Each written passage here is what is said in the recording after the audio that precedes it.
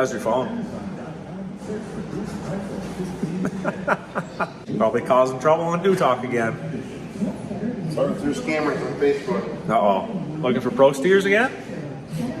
No, I'm gonna stick with the quality pieces. Oh, Jesus Christ. All right, so what do we got going on here, Pat? What are we doing? Some fresh hardware. Hardware and software. Yep. Little upgrades for the new 900R. What do we got, 70 miles on it? We're blowing it apart already? Yep, just had to shake it down, make sure it was basically defect free. Yeah, right. Run it stock for a little bit and not mess with it right out of the box. So yeah, we got a bunch of stuff going on this thing. We're just gonna dig right into it.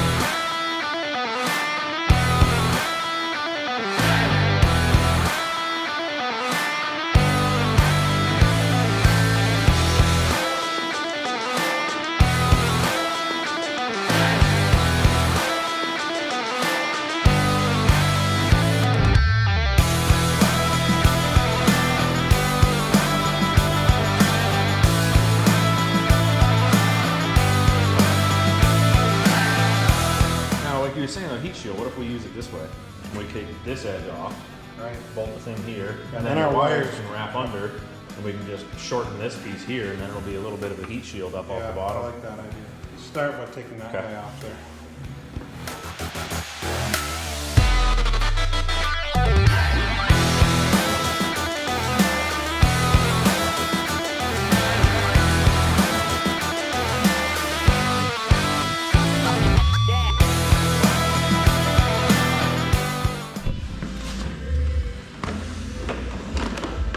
Yep, so, hang on, let me get that out of there. Yep, you can go down with it. Yep, all right. You can see, you leave it right there. Like I said, that thing's gonna have to come in half. They're good on the ECU connectors and the height of everything up on the top side. But it's gotta go down. Right. The front's gotta go down, and then it'll be back up. Well, yeah, the front has to come down, but that, like I said, we gotta chop that thing in like half. We cut it in half, and then we can still lower it down. We can slide it down towards the intercooler a little more if we have to. Yep, and then the wideband connector is touching, but I can't tell how much extra. Oh, we've got. There's lots of slack. Yeah, that can be rerouted pretty easily. Yep, I think that'll work. We just gotta. I gotta trim that one in half again. You can see. Cut it right down there, so where it's only like 1.5 inches tall. Yep. Or we could do. Actually, you know what? You know what would be nice? What if we got little aluminum standoffs and threaded those, and then just welded them to the tube? Just use straps. If I get the, like the wiring straps or plumbing straps, put it around here, and then with the rubber on them, that way we're not drilling holes in it. Yeah. Pat and my father are outside looking at the 159 speed track for one of Pat's other toys. What we're trying to do here is just kind of relocate this ECU location, because the MaxxECU kit from Martin at Precision Sports ends up putting the ECU and everything where the current fan is on these G5s. So we got to get that in a different spot because we want to retain the fan for getting heat out of the engine bay. We got a pretty good spot on where we're going to put the ECU on the pyramid frame sections here. Going to kind of through bolt it through with some big heavy duty rubber isolators in the middle. Try to retain the majority of that bracket, that way I don't have a bunch of fab time and re-drilling holes and marking all that stuff, and just kind of make it nice but simple at the same time, so it's not overbuilt and we can still replace things and do whatever we need to down the road with simplicity in mind. We're gonna end up with some of these guys here that I've got. These are for like mountain radiators and stuff. Your little radiator bushing would sit in there, whatever. But I'm gonna try to put one of these under each corner of the ECU here and kind of just kind of sit it on top of there. Probably go this way actually. And then bolt that thing right on there. Should have plenty of steering post clearance and sit in there and be happy, right?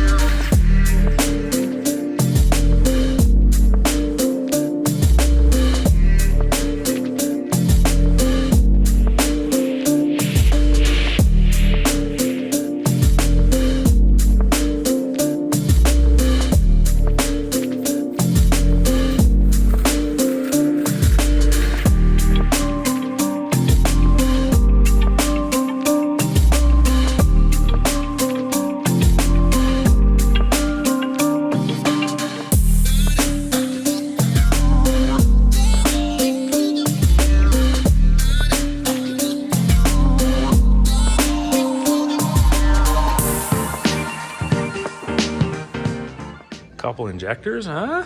Can ruin my bench top fuel. Oh, there she goes. Yeah, I got a couple here. There. Definitely easier to get to than the old 900T. You got a little bit more working room in there just because the ECU is on the front side, not buried in the back.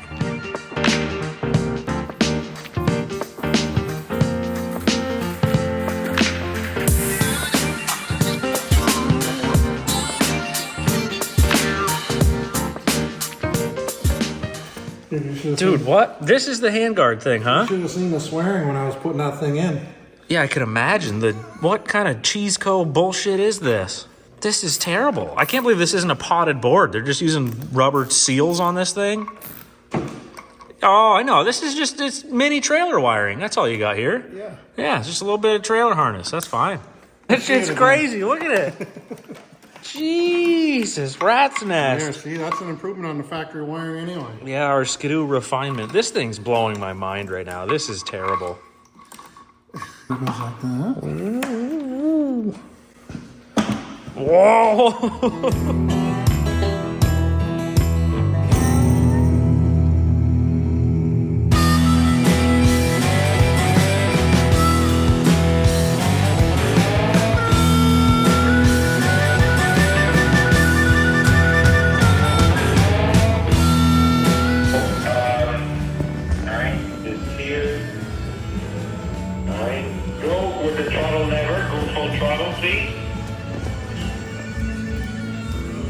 Keep it there. All right, release.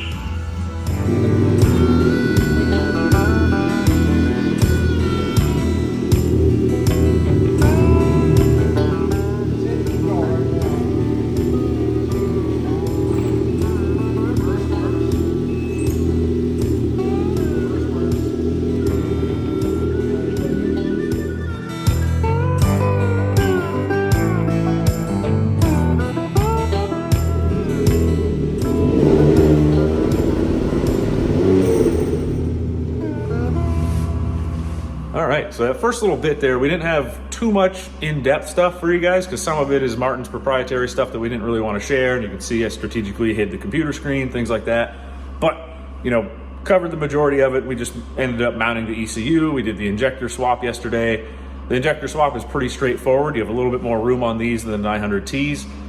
ECU being mounted on the front side gives you more clearance on the back. The only real tricky part to getting the injector set up out of this was just the main connectors to the injector itself.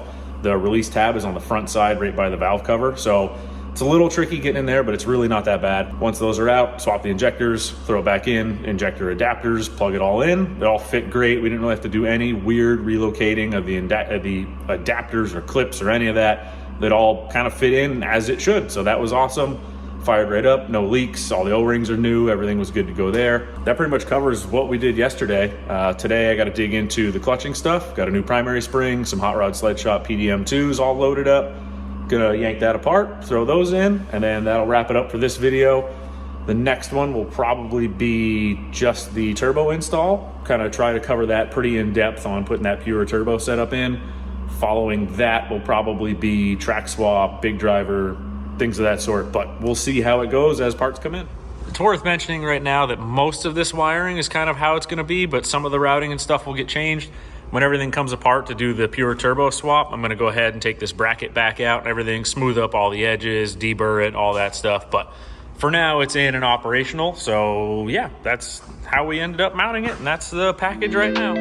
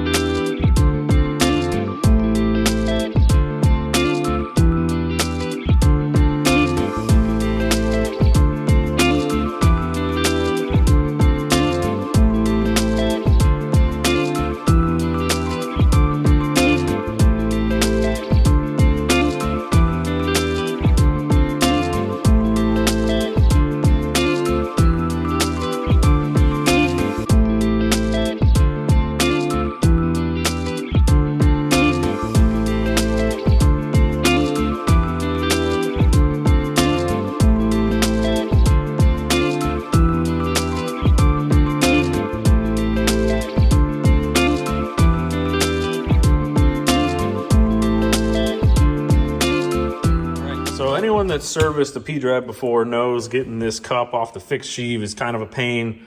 Sometimes they're in there crazy strong. They take a ton of pounding to get them out, whatever, with the bolt and all that. What I found that works pretty well is to take the MAP gas torch and warm up this shaft right here. You don't want to put a ton of heat into this to where it's glowing red or anything. You just want to warm it up so it expands a little bit, and then pull your spider back up, bolts back in it, tool in, and then give it a few good wraps, and usually it pops out pretty well at that point, and you don't have to sit there for hours. Not that I've sat there for hours, but you guys know what I mean. They come out of there pretty hard sometimes.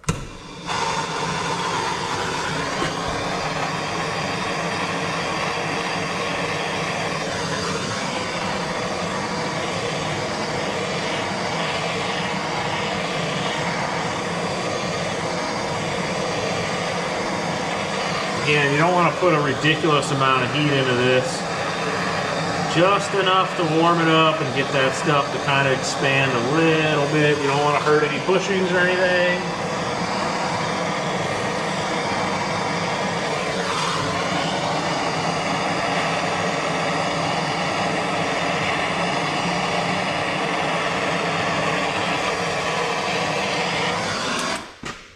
That's about all that I do.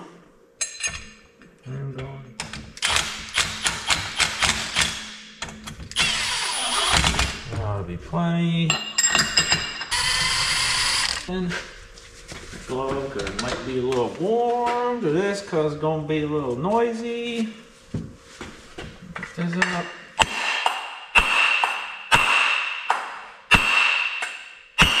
Ta-da! Not so bad. Yeah, like I said, I'm sure some of you have dealt with those that are just miserable trying to get out of there. We've had them where it's taken two of us, one person holding it, hammering on them. That little bit of heat seems to really make a big difference. What am I doing? I'm getting those things up out of there.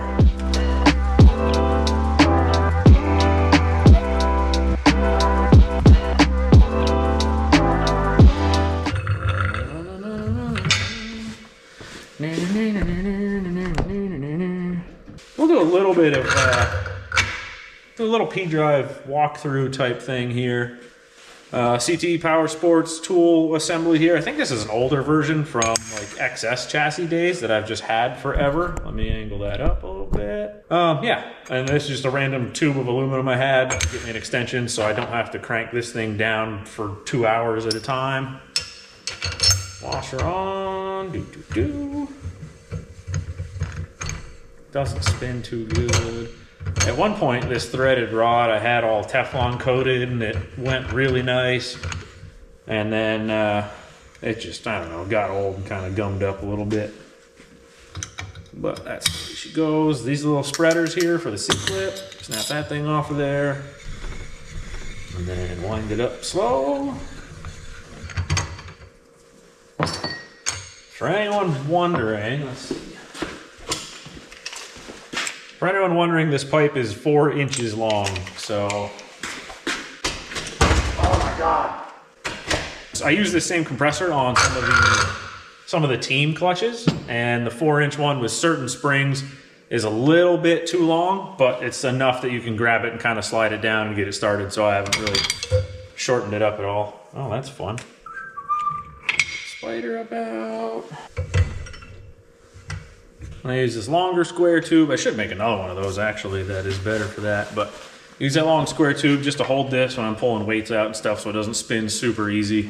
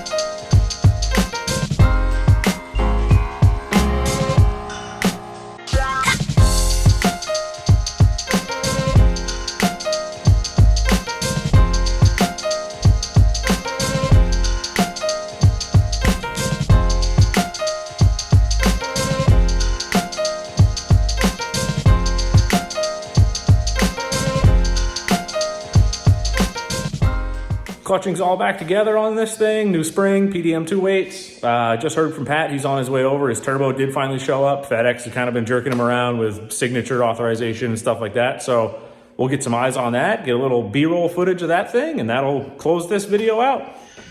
Oh, he's got boxes. What's happening, boys? This is coming a couple days late.